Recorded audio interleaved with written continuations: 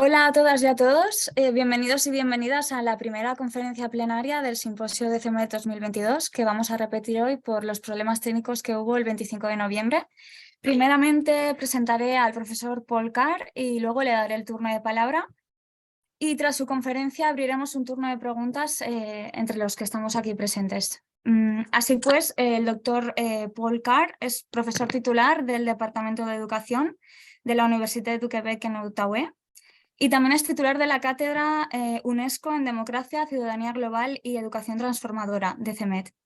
Sus líneas de investigación giran en torno a la sociología política, específicamente orientados hacia la democracia, la alfabetización mediática, los estudios de paz, las relaciones interculturales y el cambio transformador en la educación. Hoy nos presenta la conferencia titulada Diálogo más emancipación hacia democracia igual a cambio social. Adelante, profesor. Sí, muchas gracias, Sheila. Voy a compartir eso.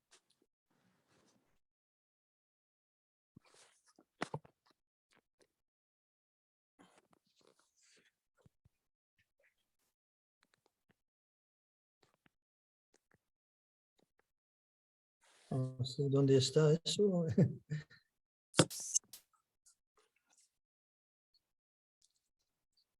No pueden ver, ¿no? Eso. No se ve. Activé. Ok, ¿funciona ahora? Sí, ahora sí. Perfecto, gracias. Es un placer poder presentar la conferencia hoy. Diálogo e emancipación puede llevar a la democracia y para egalizar, equivaler el cambio social. Entonces, es una conferencia que tiene bastante de puntos, ideas y conceptos, pero vamos a empezar un poco con el contexto, hablar un poco de las redes sociales vinculadas a la democracia, hablar de democracia, de educación, para terminar con la cultura, para ver o para tratar de confeccionar una idea del cambio social que podemos hacer juntos. La primera pregunta es, ¿cuál es la democracia y cómo podemos desarrollarla? ¿Quién decide qué es la democracia? Y claro que hay muchas cosas aquí que podemos ver como Allende en 73, ahora en 2022 en Irán, allá en Vietnam. Entonces, ¿la democracia es algo de militarizada o cómo podemos pensar en eso? La segunda pregunta es, no importa lo que pensemos, probablemente estaremos de acuerdo en que la democracia debe implicar el diálogo. Eso es otra cuestión importante, ¿qué es? ¿Cómo lo desarrollamos? ¿Quién decide del diálogo? Podemos pensar en las relaciones entre hombres y mujeres, entre grupos, clases sociales y todo. Antes de comprometernos con la democracia y el diálogo, ¿cómo es nuestro mundo? Voy a compartir algunas reflexiones de mi punto de vista, pero claro, hablar de democracia necesitamos implicar todas las perspectivas, gente, personas, grupos. Entonces, creo que sería importante pensar en la gente la más vulnerable, los marginalizados, la sociedad. La democracia no puede funcionar con tan de vulnerabilidad y de marginalización. Primero, podemos... ¿Cómo funciona eso? Ya.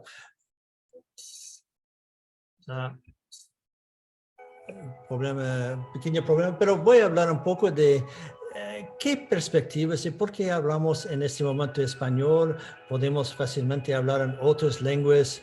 Este pequeño vídeo de 3 minutos, vamos a ver solamente algunos segundos, pero podemos ver todas las guerras en Europa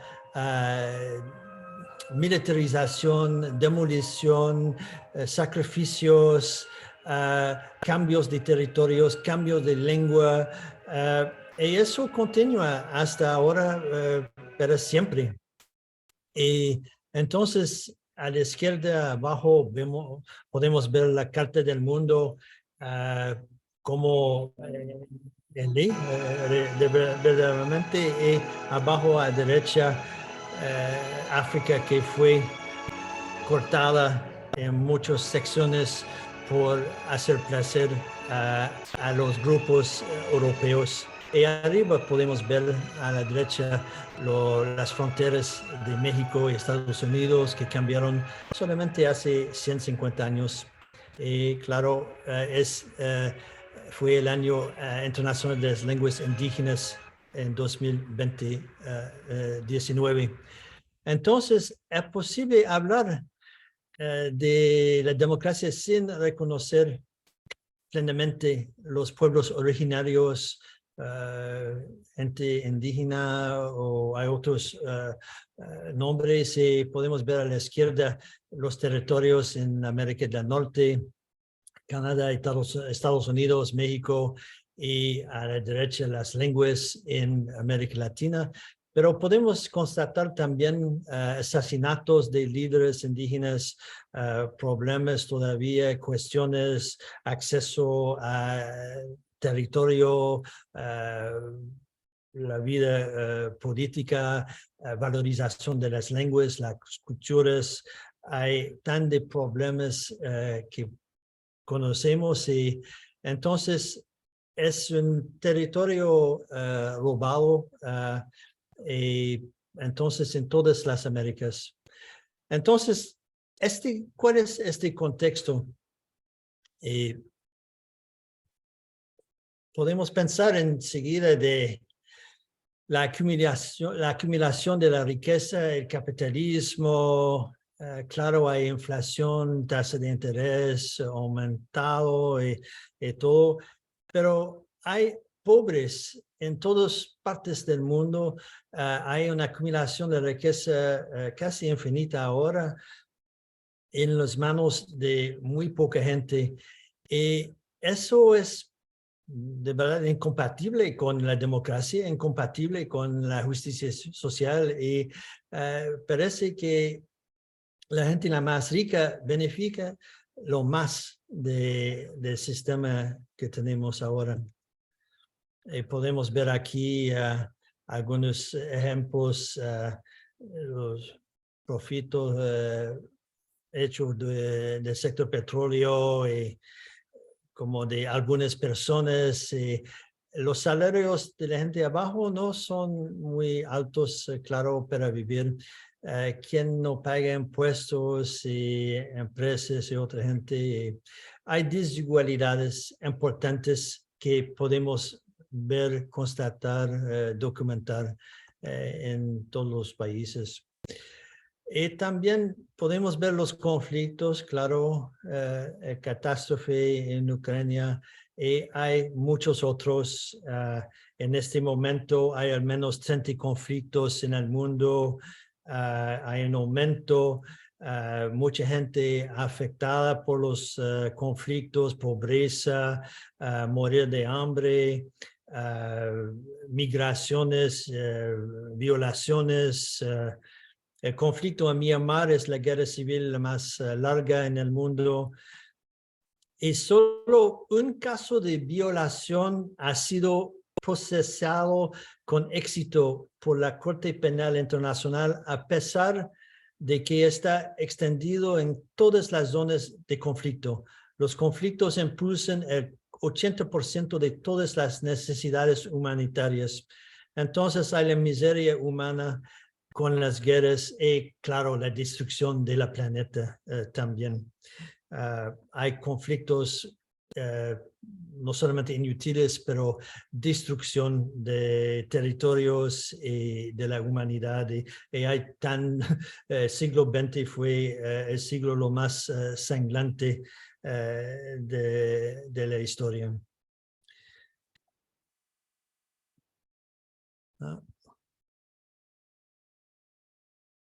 Ya. Entonces, las guerras y los conflictos en el mundo, hay un gasto increíble y creo que sería importante de discutir también de la destrucción de la planeta, las fuerzas militares. Eso puede equivaler al extractivismo de recursos escasos, destrucción de agua, energía, el petróleo como utilizado, por eso la deforestación, la contaminación, destrucción del medio ambiente, la tierra que se vuelve tóxica, contaminación que mata la agricultura, que esforzar la migración de la gente. Por eso podemos pensar en la destrucción, ¿no? La migración de la gente de África, de América del Sur, de Asia y en Europa y en todas partes ahora. La degradación, por ejemplo, ambiental, no esfuerza a la gente, ¿no? de cambiar de lugar y de país. Eso, la guerra contra la gente indígena es una catástrofe sin paliativos, ¿no? Severamente denunciada por las primeras naciones, por ejemplo, la doctrina del descubrimiento que se originó a partir de los edictos de la Iglesia Católica en el siglo XV para facultar a Portugal y España para colonizar, saquear y esclavizar África Occidental y las Américas, fue seguida por otras potencias coloniales y se convirtió en la base de la esclavitud y los reclamos europeos sobre las tierras y los pueblos indígenas. Y el Papa aún no ha denunciado la doctrina del descubrimiento. Vivimos con eso y en Canadá, por ejemplo, las escuelas residenciales, pensionados residenciales, es una historia muy, muy triste. Entonces, la cuestión de las mujeres también en todas partes, la misoginia, violaciones, destrucción, en todas partes. ¿Por qué es de violencia? ¿Por qué los hombres se lanzan en esta aventura? Podemos preguntarnos cuál es la democracia en este caso. Podemos ver en las imágenes a través del mundo. La destrucción del planeta lo hemos dominado, explotado casi hasta sus límites. Podemos ver las islas en plan de dispersarse, pérdida de especies y podemos ver que, por ejemplo, entre 1990 y 2016 perdimos alrededor de 500,000 cuadrados de bosques, el equivalente a la masa terrestre de Sudáfrica. Y también el consumo de los seres humanos, gastamos mucha comida, destrucción de tierra y perdemos especies rápidamente, aves, reptiles, anfibios, casi 70% entre 1970 y 2016. Entonces, la actividad humana está en la base de esta pérdida de biodiversidad, especialmente en relación con la conversión de hábitat como bosques, praderas, manglares en sistemas agrícolas y otros. Según RoboWitness, podemos también hablar, los asesinatos de ambientalistas se redujeron en 2021 con relación al anterior, pero América Latina siguió concentrándose más de 3/4 partes de estos crímenes, con México a la cabeza de la lista de los países con víctimas. más de 200 cada año, más del 40% de los asesinados eran indígenas y más de un tercero del total fueron desapariciones forzadas, incluidos al menos 8 miembros de la comunidad yaqui. Entonces, hay muchas cosas aquí: destrucción del planeta, terrorización de la gente indígena, esforzar a la gente de cambiar de país. Podemos ver la gente aquí perdiendo su territorio, sus islas, el aumento del nivel de agua que va a afectar el mundo entero. Y los océanos aumentando, la salud de la población a causa de la contaminación está muy afectado. Podemos ver aquí que estamos perdiendo especies rápidamente y también estamos perdiendo lenguas, culturas, valores. Entonces, los movimientos sociales, ¿cómo reaccionamos? ¿Cuál es el mensaje? Parece que la democracia normativa no puede no solamente contener, pero contestar, responder. Y podemos pensar en movimiento social. Yo también, moi aussi, Me Too, I Do No More, gente indígena, Black Lives Matter, movimientos de la paz, indignados, en todos los países. Podemos ver eso allá en Irán, en otros países. Es necesario, es un movimiento propulsado por los medios sociales y otros tipos de comunicación. Es decir, que es difícil funcionar ahora sin entender qué son los medios sociales, cómo utilizamos. No necesitamos ser expertos, pero hay un impacto a varios niveles con eso. Claro, vinculados a la bolsa plata, podemos ver con la compra de Musk, de Twitter, y eso es muy pertinente, porque en el mismo tiempo que tenemos la posibilidad de democratizarnos, hay las imprentas digitales e informaciones que pueden bloquearnos y pueden hacer muchas otras cosas para determinar nuestros destinos.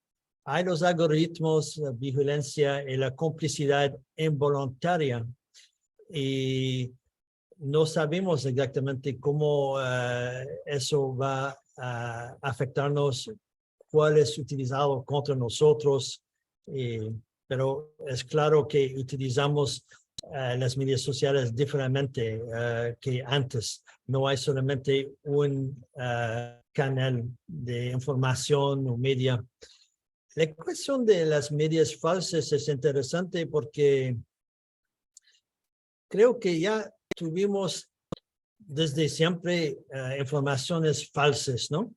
Y no es nuevo desde que Trump anunció que hay informaciones falsas, pero hacer todos los golpes en 73, en el Museo de la Memoria hay un piso entero para documentar las medias falsas, ¿no?, de los Estados Unidos en este golpe. Pero en las elecciones, desde siempre, en todas partes. Entonces, en los Estados Unidos hay 16 agencias, ¿no?, de espionaje y en otros países también. Voy a ver si puedo activar. Eso es un pequeño clip vídeo de Shoshana Zuboff, que hace investigaciones sobre los algoritmos y la vigilancia. Ella habla aquí de una persona que no sabía, una mujer que fue embarazada, pero su esposo recibió informaciones. La farmacia sabía antes de ella porque ella cambió su champú. Hay todo eso, los contactos.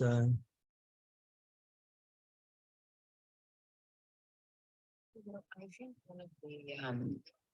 one of the misconceptions that it's really important for us to move away from is that surveillance capitalism is something that is only manifest in our lives when we're online, or somehow it's only restricted to online targeted advertising. It's easy for us to say, oh, these things don't affect me. The fact is, this is being conducted at a layer that is not accessible to us. We have no idea what today's algorithms can predict about us, or what behavioral data they use to do it. A simple thing like buying a certain kind of shampoo can divulge essential information about us. For example, the New York Times reported a case of a supermarket chain that knew a girl was pregnant even before she did, or was prepared to share the news. The market's algorithms discovered that the girl switched from fragrant shampoos to more neutral-smelling products. Since the olfactory senses of pregnant women become stronger, the market algorithm assumed this girl must be pregnant. Her father didn't know, until he was repeatedly sent special offers for baby products. Thanks to the analysis of trillions of terabytes of behavioral data that we unwittingly leave around the digital domain, big tech sometimes knows us better than we know ourselves. They can predict things like our personality, our emotions, our sexual orientation, our political orientation, a whole range of things that we never, ever intended to disclose. The predictive value that big tech can give. Entonces, podemos ver que estamos utilizando las redes, nuestros datos se hace el objetivo. Pueden usar los datos para influenciarnos, cambiarnos, producir otros cambios en la sociedad. Y también podemos hacer muchas otras cosas, pero aquí es en otro ejemplo de Cambridge Analytica con respecto de las elecciones.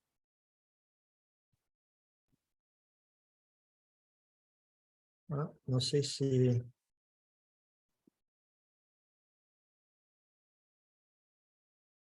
Voy a ver si...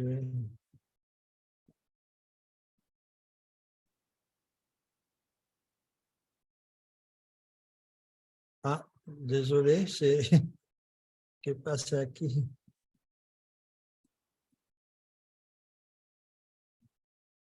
Ok. Simplemente para decir que, ok, es posible que va a funcionar ahora. Una pequeña explicación de...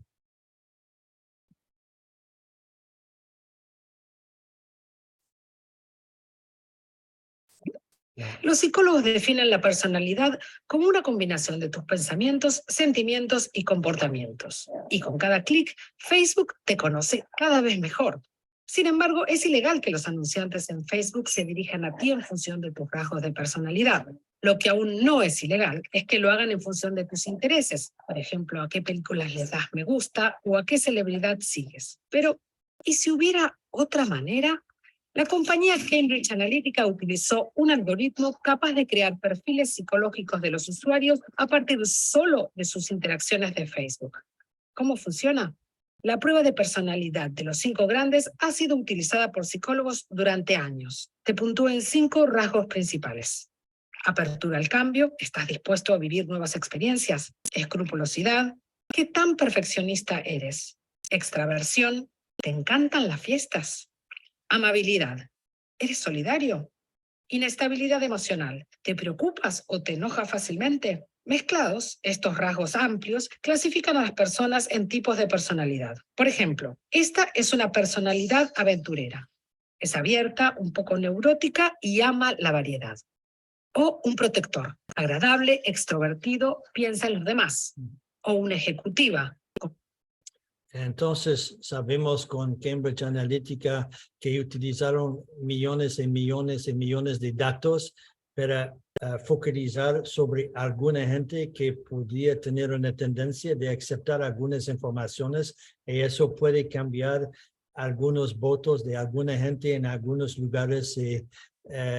Eso es una dinámica interesante. Claro que la gente tiene su agentividad, pero las informaciones pueden influir también.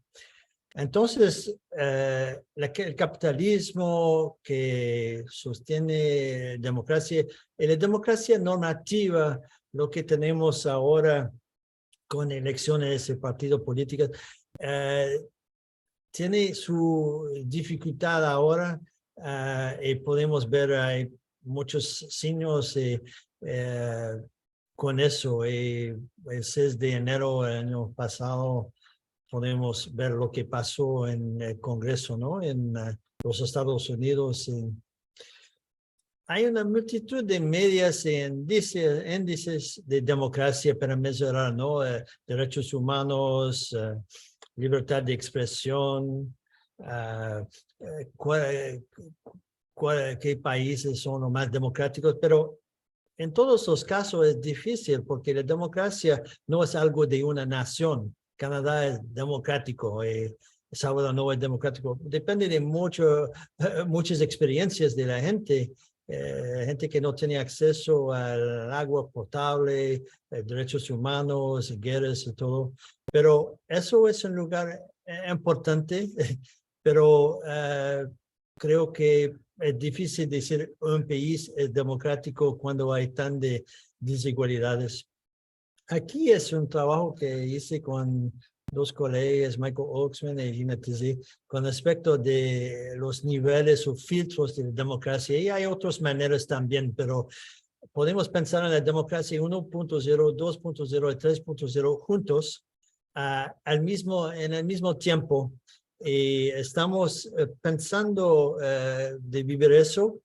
Por ejemplo, 1.0, tenemos las elecciones, eso es lo más importante, partidos políticos, hay una hegemonía muy bien definida, control de los medios, en participación de ciudadanos muy limitado, de instituciones normativas, patriotismo, nacionalismo, la guerra como mecanismo para arreglar problemas, el capitalismo muy fuerte. 2.0, tenemos todavía las elecciones, pero hay una hegemonía más contestada y hay más de interés en la igualdad, la justicia social. Los partidos políticos todavía controlan casi todo y hay más de mecanismos alternativos de las medias, ¿no? Medias sociales, mucha participación que no respecta las fronteras nacionales y las instituciones que reciben más de contestación, las identidades que son más fluidas y la cuestión de los conflictos se vuelve más problemático y también todavía el capitalismo. El 3.0 es más complicado, podemos ver aquí con Cambridge Analytica, hay una hegemonía evidente, pero más contestado. Y también hay un interés en la equidad, pero eso hay algoritmos, ¿no? Y hay control también de muchas cosas. Y los partidos políticos no tienen mucho valor como antes. Y hay vigilancia de la media y la participación de la gente es bastante abierta pero controlada. Y hay instituciones autoritarias y también hay muchos grupos mini públicos. La guerra se vuelve virtual, podemos ver eso ahora. Es extraño, en Ucrania hay vídeos, informaciones, la gente, hay drones y el neoliberalismo es muy fuerte en este caso, pero yo creo que en el mismo tiempo tenemos una mezcla de 1.0, 2.0 y 3.0 y eso es una dinámica que podemos ver hoy en el día de las elecciones en los Estados Unidos hoy. La Panama Papers y Pandora Papers representa la evasión fiscal en esteroides. Los ricos no pagan impuestos, no apoyan el sistema de impuestos en sus países. Los Panama Papers hubo más de 11 millones de documentos que muestran las innumerables formas en que los ricos pueden explotar los secretos regímenes fiscales extraterritoriales. 12 líderes nacionales se encuentran entre los 143 políticos, sus familias, asociados cercanos de todo el mundo que se sabe que han estado utilizando paraísos fiscales extraterritoriales. Mossack Fonseca es el cuarto mayor proveedor mundial de servicios offshore. Entonces, ha actuado para más de 300,000 empresas y tiene una red global de 600 personas trabajando en 42 países. Entonces, la gente rica no paga y eso crea una deuda, deuda de justicia social en todos los sentidos en todos los países. Y los papeles Pandora también, 12,000 documentos, y hubo 330 políticos, multimillonarios, celebridades y todo, y otra gente. Es importante porque el presupuesto no es muy grande y cuando la gente no paga, eso pone mucha énfasis, mucha presión sobre la gente abajo. Entonces, si la democracia está funcionando, ¿por qué tanto daño, disidencia, destrucción y conflicto? Podemos ver aquí Paulo Freire, que dijo que en el conflicto entre el poderoso y el desposeído, no intervenir no significa ser neutral, sino ponerse al lado del poderoso. Yo tengo algunas ideas sobre esta relación con la democracia normativa. Por ejemplo, es una paradoja.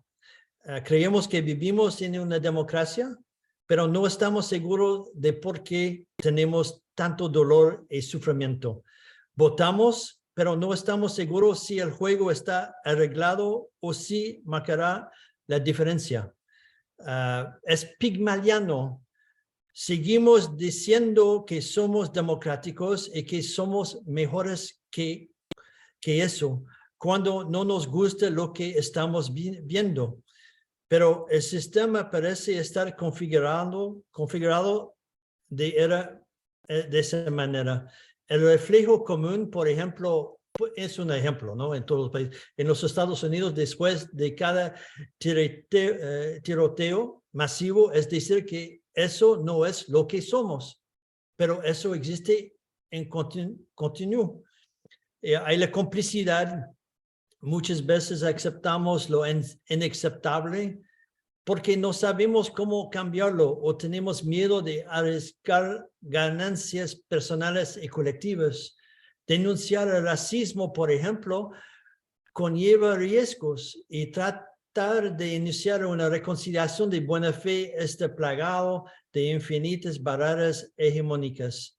A menudo amamos a nuestras familias y comunidades, claro, pero a menudo estamos fracturados y divididos dentro de nuestras sociedades. Hay la impotencia, como ha dicho Chomsky, puede decir cualquier cosa dentro de un espectro limitado. El acceso al poder formal es limitado y la movilización de la sociedad civil conlleva presiones políticos y económicos. Hay la disuasión también. Los sistemas legales, educativos, políticos a menudo enmarcan y filtran el tipo, nivel y grado de cambio que se considera aceptable. Hay la agencia. Muchas personas creen que no pueden cambiar las cosas, como dice Alice Walker. Hay la capacidad. La creatividad infinita de las personas a menudo se amortigua, se descuida o se rechaza. Unirse a partidos políticos formales a menudo puede conducir a la cooptación y legitimar un sistema que reacciona lentamente a la marginización sistémica y también las relaciones de poder. No podemos en muchos casos actuar las relaciones que nos gustaría hacer. Entonces, voy a hablar muy rápidamente de la noción del racismo que existe en todas partes. ¿Por qué? Porque si tenemos una democracia, ¿por qué hay racismo? ¿Cómo puede existir tan de cosas, de profilaje racial? Y no es solamente una cosa negro-blanco, es más complicado. Podemos ver con las relaciones indígenas. Aquí es un iceberg del racismo que hice con Gina Tézé. Es simplemente para indicar que lo que podemos ver arriba del iceberg, el 10% el racismo interindividual, no es todo. Eso es una manera, pero por la mayoría eso no es lo más agravante. Hay racismo institucional, racismo social y cultural, racismo civilizacional y racismo potencial. Entonces, eso hace parte de nuestras estructuras, sistemas, valores, culturas, filosofías. No voy a pasar mucho tiempo, pero simplemente para indicar que podemos ver eso en el empleo, educación, desplazamientos, viajes, relaciones, en todas partes. Y hay ejemplos aquí, por ejemplo, estereotipos negativos, control sobre movimientos, autorización, ausencia en posiciones de poder, negación del liderazgo. Eso hace parte del racismo institucional. Y también relaciones con el mundo. Eso podemos ver el racismo social, cómo es en 2022 que hay jugadores de fútbol de raza negra que entran en un estadio y hay 20,000 personas botando piel de banana o haciendo saludos de Hitler u otras cosas. Es casi impensable en este momento, pero eso existe y eso es otra cosa que la gente aprende y acepte, porque los bebés no nacen racistas. Nosotros nos volvemos racistas y sexistas y otras cosas como tales en la sociedad. Entonces, el racismo civilizacional, hablamos del conocimiento, que lo que conocemos, la historia, la filosofía, el colonialismo, la blancura, el capitalismo, religión, ciencia, militarización, todo eso hace que tenemos una visión históricamente para valorizar más el blanco. No es que el blanco es mejor, eso hace parte de esta ecuación. Y el racismo potencial, podemos pensar en profilaje racial o el odio, relaciones con la ciudadanía, relatos con el mundo, y eso afecta las relaciones. Sin embargo, tenemos la capacidad claramente de tener todas las razones, pero el racismo hace parte de esta noción de la democracia normativa. Entonces pasamos un poco a la democracia y la educación, y voy a simplemente presentar rápidamente un pequeño trabajo de teorización, conceptualización que hice con Gina Tézé. A partir de un estudio de varios años con respecto a la educación y la democracia, con David Singer también de Australia, notamos que para hacer la democracia en la educación hay que hacer la democracia. No es un curso, no es una persona, no es una actividad, pero hay varios lugares y podemos pensar la democracia sobre, educación sobre la democracia, por la democracia, en relación y para. Hay dimensiones aquí ontológicas, praxeológicas, epistemológicas y axiológicas. Eso todos juntos podemos empezar a darnos una idea de cómo hacer la democracia en educación. Y aquí podemos añadir otras dimensiones de tipos de teorización, porque podemos hacer la democracia de una manera débil o más amplia. Claro, hay que enseñar contenido, qué tipo de contenido. Hay que tener actividades, hay que tener discusiones, pero juntos eso puede representar una manera de desarrollar la democracia. Aquí podemos ver la participación crítica, ¿no?, y transformadora de la UNESCO, y hay muchos otros colegas, Joel Westheimer a la Universidad de Ottawa y otros que trabajan sobre eso. Hay en las escuelas la potencialidad de estimular el activismo, la reflexión, el involucramiento, pero a menudo sí es muy débil, no puede afectar esos cambios. Eso es otro proyecto con Gina Taizé. Podemos ver que es un espectro. Cuando pensamos de la educación y la democracia, podemos pensar en al menos 7 componentes, otros también: la pedagogía, currículo, política educativa, cultura institucional, epistemología, liderazgo, experiencia vivida u otros tipos de educación. Todo eso juntos podemos pensar que eso puede darnos una conceptualización de la democracia en la educación para la democracia. Hay muchos ejemplos de lo que pasa en las escuelas, en varios lugares. Hay el trabajo de Freire y John Dewey y otra gente. Hay proyectos, hay actividades, hay maneras de desarrollar la democracia. Entonces, llegamos ahora, hablamos un poco de miseria, los problemas, desafección, desigualdades. Claro, la educación es la llave. Aquí me gustaría hablar un poco de la cultura, la solidaridad, compromiso y sociedad.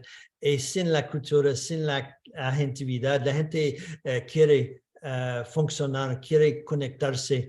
Y voy a presentar algunos ejemplos de este involucramiento que puede ayudarnos a crear algo de más interesante para conectarnos, para poner fin a las guerras y otras cosas.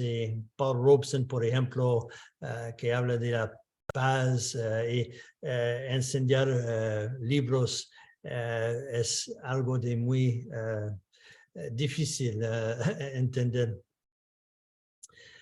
Voy a presentar algunas pequeñas cosas aquí de la cultura. Y claro, la cultura no es limitada a una caja, entonces eso es la poesía, pero el teatro al mismo tiempo, y hay una fluididad. Eso es una persona de Perú, Victoria Santa Cruz. Tenía 7 años apenas 7 años. ¿Qué 7 años? No llegaba a 5 siquiera.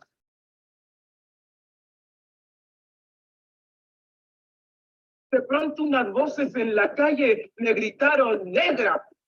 ¡Negra! ¡Negra! ¡Negra! ¡Negra! ¿Y acaso negra? Me dije. Sí, profesor, negra. ¡Negra! Yo no sabía la triste verdad que aquello escondía. ¡Negra! Y me sentí negra. ¡Negra! Como ellos decían. ¡Negra! Y retrocedí. ¡Negra! Como ellos querían. ¡Negra! Yo di mis cabellos y mis labios gruesos y miré apenada mi carne tostada y retrocedí. ¡Negra! Y retrocedí.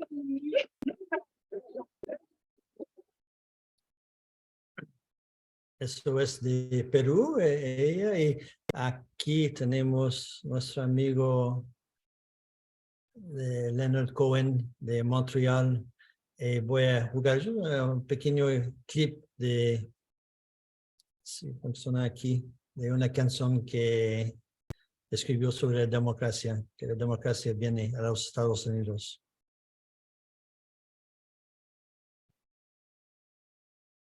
No sé si funciona. Vamos a regresar. Creo que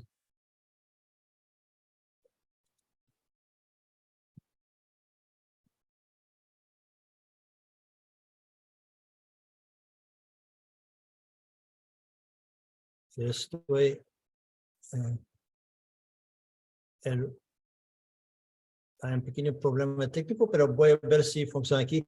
Hubo un clip de música de Leonard Cohen y Trato del Oprimido, y aquí es el baile Black Lives Matter.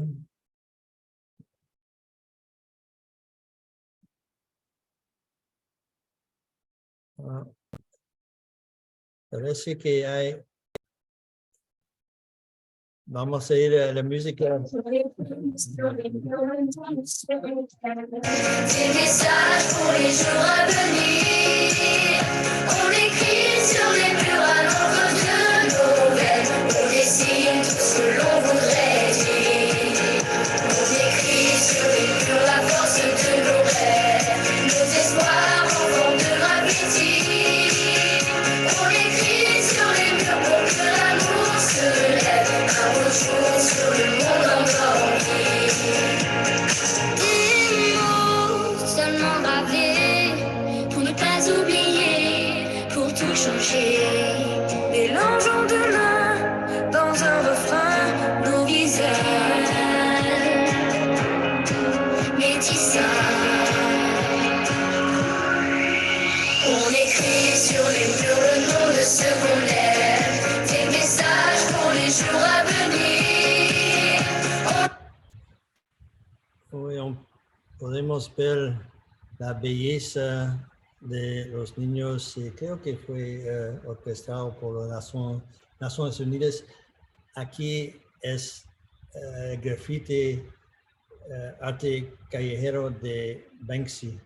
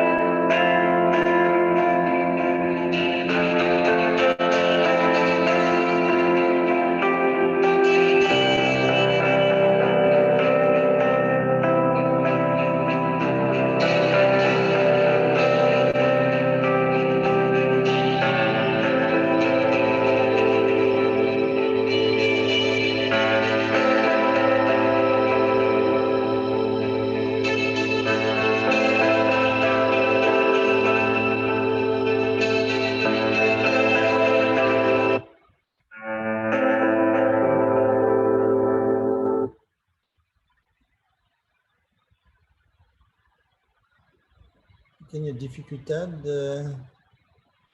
aquí el baile Black Lives Matter. The Black Lives Matter protests have become a global movement, and protesters have also joined together in global dance movements, such as the Electric Slide. Professional dancers performed it during protests in New York, highlighting the work of Black dancers. Within a week, it was dancer protests around the world, becoming a symbol of peaceful protest. The dance has roots in Jamaica. Many have also taken the opportunity to perform more traditional dances, such as this young girl in Puerto Rico dancing the bamba, which has roots in Black slavery.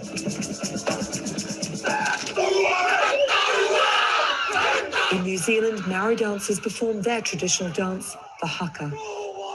And in the US, others had their own take on traditional ballet. Others performed street dances such as hip hop. it's been a very positive effect on me and like a lot of my other fellow friends and everything, because we need this. It's a healing process and we can't be going through it alone.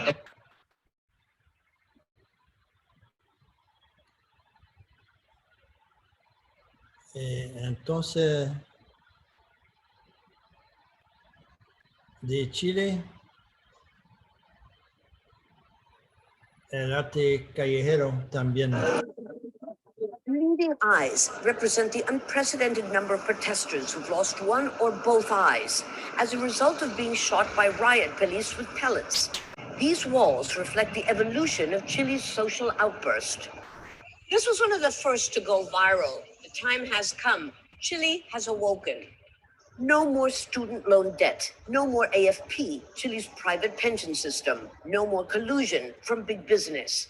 Anger against Chile's neoliberal economic system predominates, with slogans like, taking a bullet costs less than staying in the system. One of the most widely seen messages is this: no more abuses, in this case written over the name of President Piñera, while above, a more disturbing message that reads, at war against order.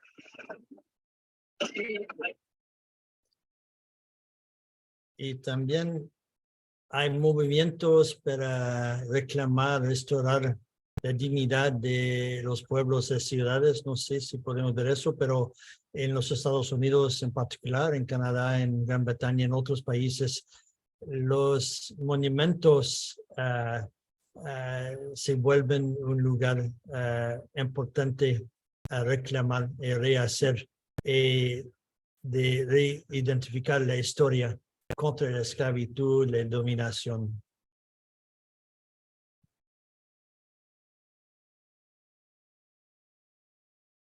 Hay la movilización también de miles y miles de gente aquí en Chile.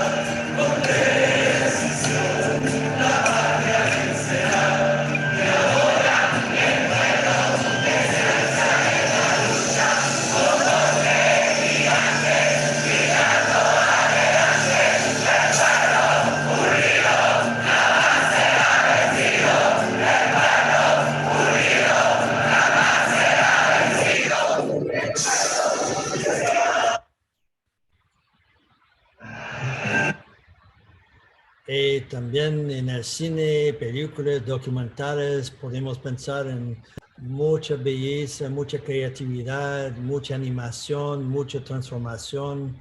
En los museos también, el Museo de la Memoria en Santiago, por ejemplo, en todos los países, los museos que nos ayuden, que nos sostienen, que nos apoyen.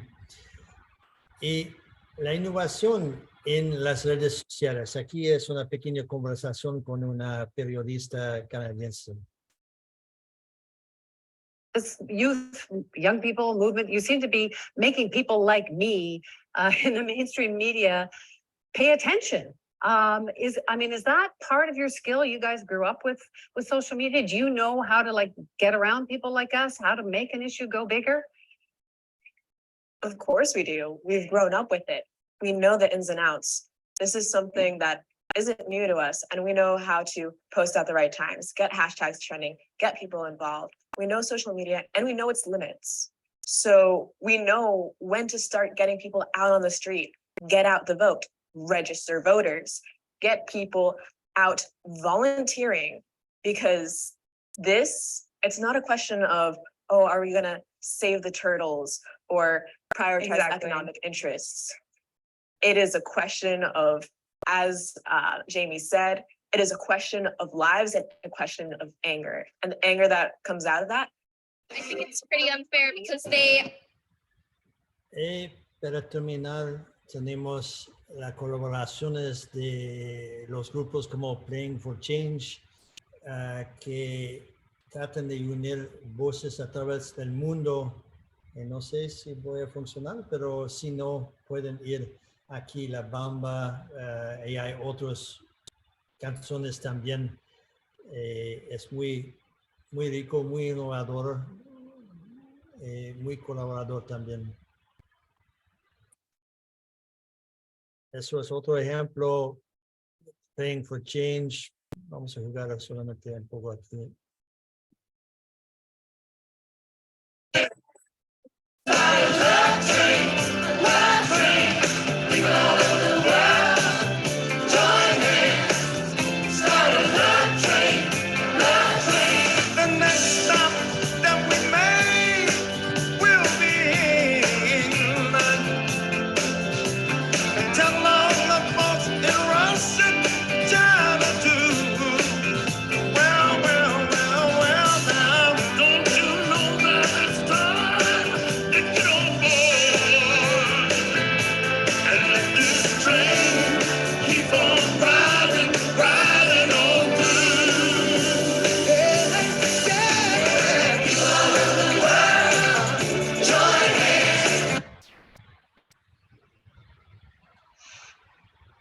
Y el flash mob que viene, que puede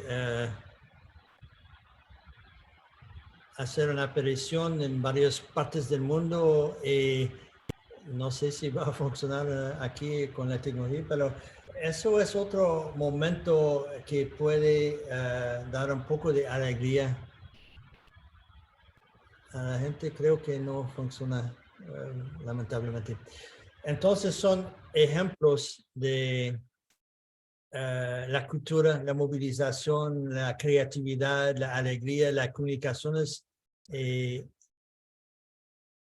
gustaría terminar con síntesis, ¿no?, del proceso dialógico para tener conversaciones, discusiones, diálogos, ¿no? El título de nuestro simposio fue Diálogo e Emancipación. ¿Y cómo hacerlo? ¿Cuál es el proceso, el contexto, la deliberación? ¿Cómo vamos a presentar las deliberaciones sin matarnos? ¿Cómo hacer la facilitación, la predisposición? ¿Cuál es el marco cultural, el proceso decisional para determinar cómo podemos hacer? Creo que necesitamos, como Freddy lo indicó, mucha humildad, mucha compasión, mucha pasión, mucha solidaridad, mucha integridad, la criticidad también. Tenemos necesidad de tener la inclusión. Necesitamos pensar en el resultado, pero el impacto, pero el proceso hay que repetir infinitamente. Entonces, el diálogo y la emancipación es posible para crear la democracia y eso puede cambiar las cosas, hacer un cambio social. Freddy indicó que la educación no cambia el mundo, la educación cambia a las personas, la gente cambia el mundo. Y enseñar no es transmitir el conocimiento, es crear la posibilidad de producirlo. No hay que tener miedo de nada. Muchas gracias.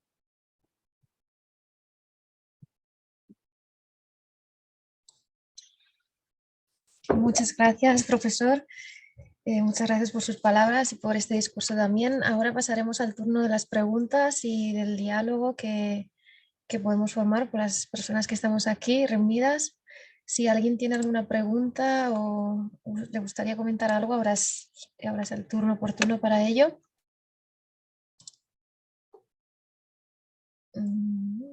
Parece que Raúl Olmo tiene una pregunta, ¿sí? Cuando quieras. Sí, gracias. Muchas gracias al doctor Paul Carr por esta exposición tan profunda y brillante. Yo me pregunto al doctor Paul Carr y los asistentes, ¿cómo podemos usar un poco más las artes para estos momentos de esperanza que el doctor Paul Carr mostraba, sobre todo al final de la presentación? Es decir, yo observé que en la presentación hay un momento muy rico de una descripción densa de las problemáticas y al final hay una ventana de esperanza de lo que se puede hacer con el movimiento de quitar las estatuas, del baile, la danza. ¿Qué otras manifestaciones pueden ser ahora de cambio, ahora en el siglo XXI? Gracias. Gracias, Olmo. Creo que es una pregunta para nosotros todos, ¿no? En todas partes. Creo que quería presentar que sí hay problemas que los seres humanos inventaron, hicieron, continuamos a financiar el desarrollo de las armas, utilizamos las armas, tenemos bolsas y sistemas económicos que no son avantajes para los pueblos. Tenemos racismo, sexismo, pobreza. Tenemos todo eso, no es nuevo. ¿Cómo podemos tener eso y en el mismo tiempo tener la belleza, la creatividad, el amor, la solidaridad, todo que podemos reproducir? Entonces, lo que vi, lo que aprendí, lo que conocí como experiencia es que la segunda parte de la presentación existe en todas partes. La gente le gusta amarse, la gente le gusta tener amor, la gente le gusta la solidaridad, la gente le gusta la música, la poesía, la cultura, en todas las dimensiones. Entonces, ¿cómo es que tenemos sistemas democráticos que no contesten, que no responden, que no reciben este amor, esta compasión? Eso es la pregunta y creo que los niños, por ejemplo, que no nacen racistas, sexistas, buscando la pobreza o la guerra, se vuelven otra cosa en la sociedad. Pero en el mismo tiempo creo que hay la potencialidad de hacer mucho y no tiene mucho para tratar de entender al otro, de trabajar con el otro, de vivir con el otro y tenemos mucho en común. Eso es una pregunta, Olmo, que a ti te queda la poesía y yo creo que las palabras son fuertes, ¿no? Palabras, sonidos, imágenes. ¿Cómo hacerlo sin el capitalismo o alrededor del capitalismo? Eso es una de las preguntas que necesitamos repensar. Y la educación, ¿qué hacemos en la educación? ¿Es una educación bancaria o para buscar un empleo o es una educación para transformarnos? Pero la cultura es muy importante. Podemos verla en los festivales y en todas las dimensiones. Gracias, Olmo.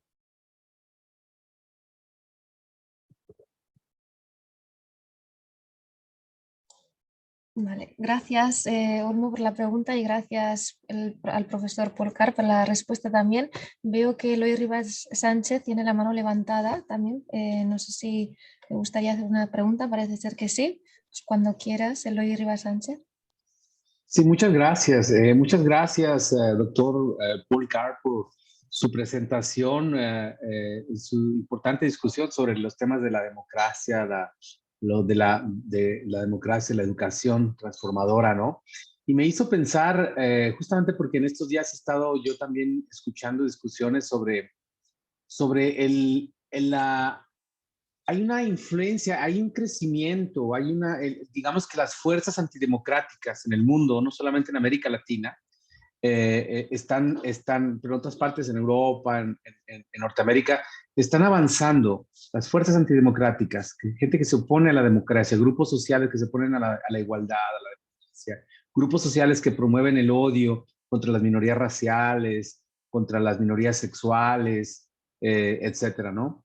Y estos grupos son lo que le llamamos nosotros the far right, la extrema derecha. Y un fenómeno que ha visto, que usted ha citado también hoy, es que el fenómeno de los fake news, ¿no? La derecha está, digamos, estas fuerzas que se oponen a la igualdad, a la democracia, avanzan a través de la mentira, ¿no? A través de la promoción de las mentiras, de las falsedades, de mentiras, de noticias falsas, etcétera.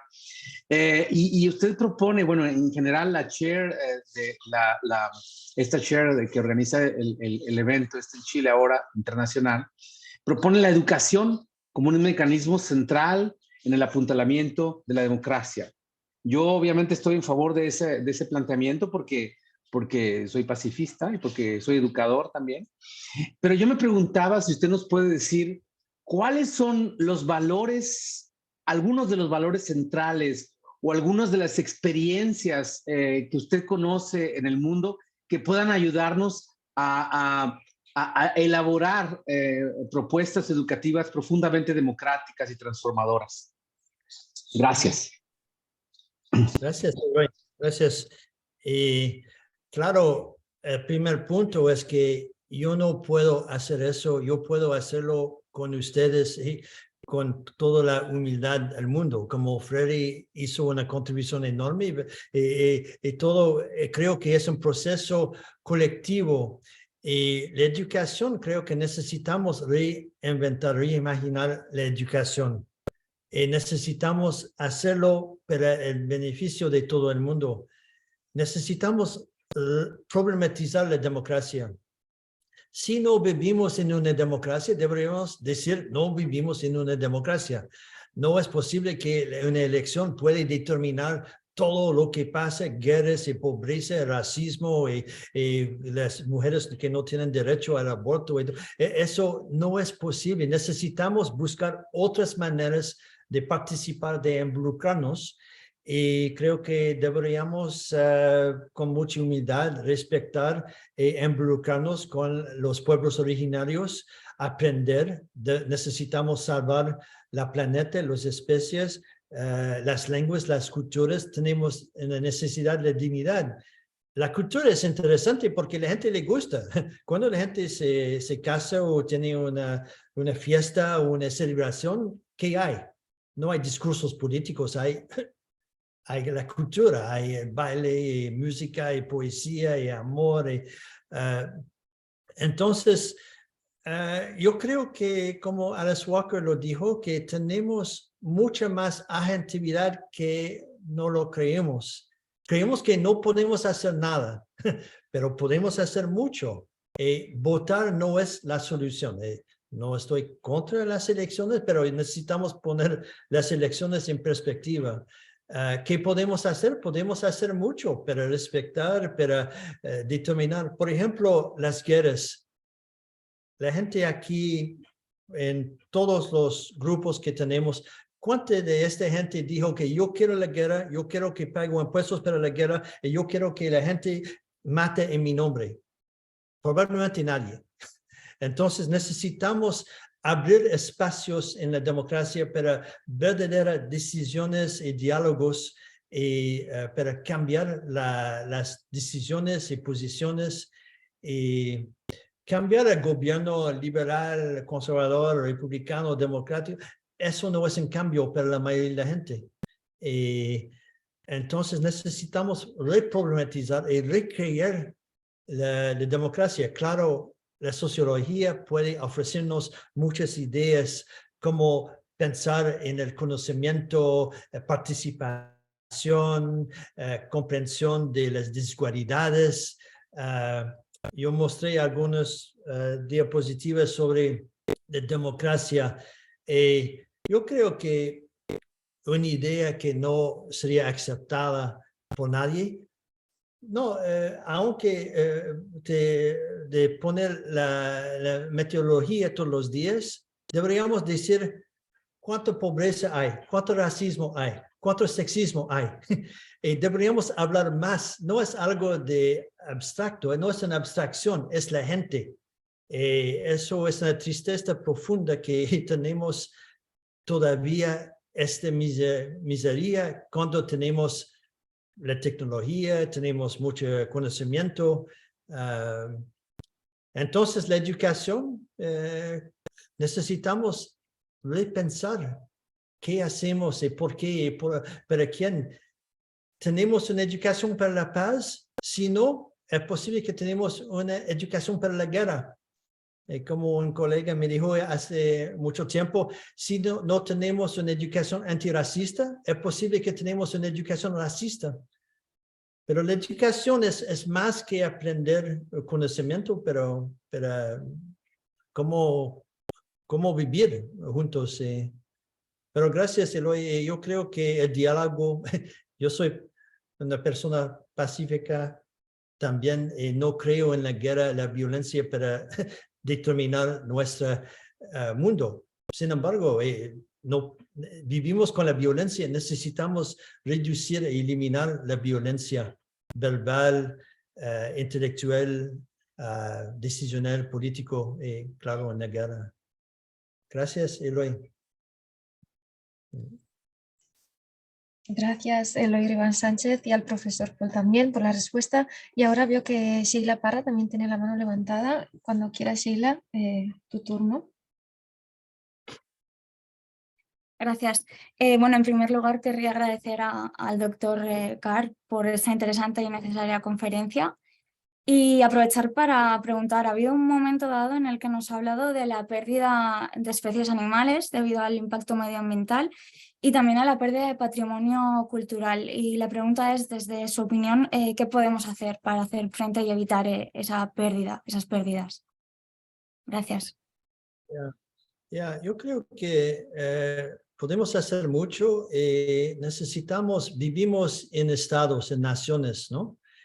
Podemos pensar que no vivimos en la humanidad, es importante, pero tenemos pasaportes, tenemos con sistemas de ciudadanía, pagamos impuestos y necesitamos trabajar en el mundo entero y localmente también.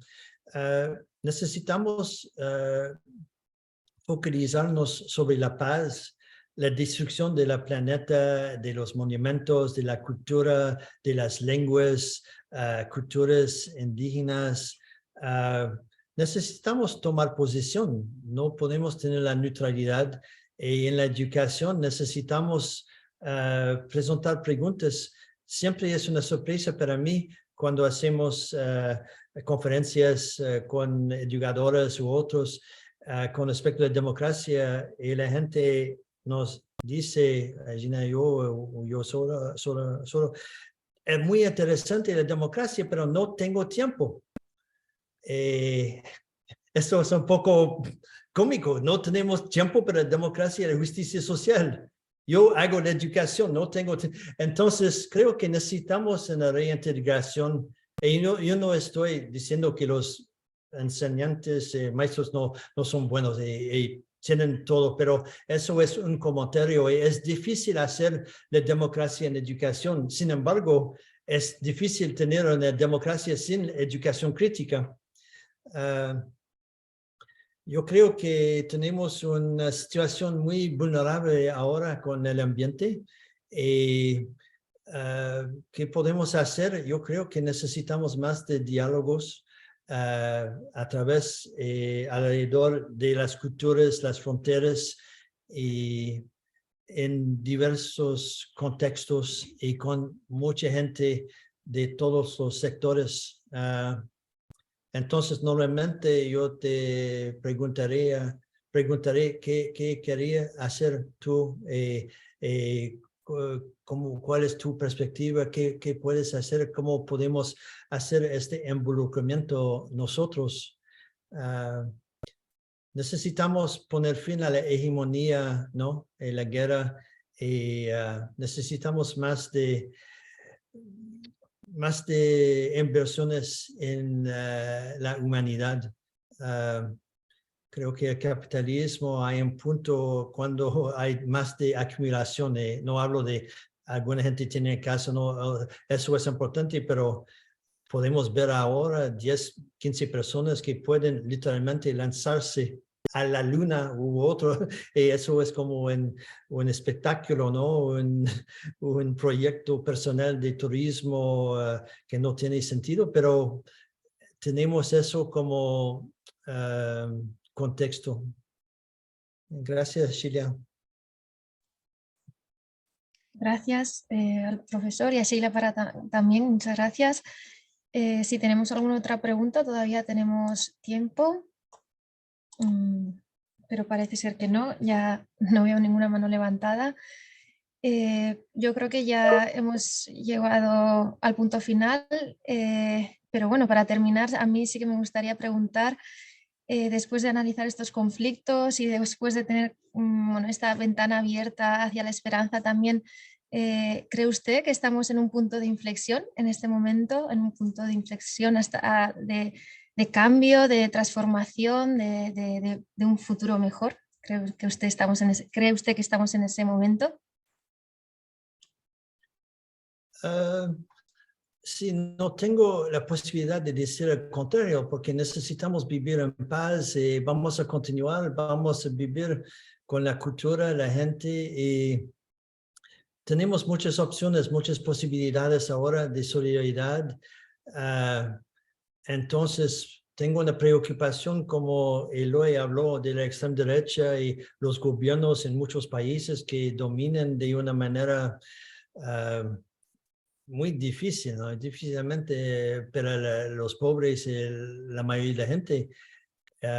Pero yo creo que necesitamos funcionar en el mismo tiempo con la gente en el sistema y el exterior del sistema. Los movimientos sociales me dan mucha motivación para continuar. Muchas gracias, Charo, y a todo el mundo.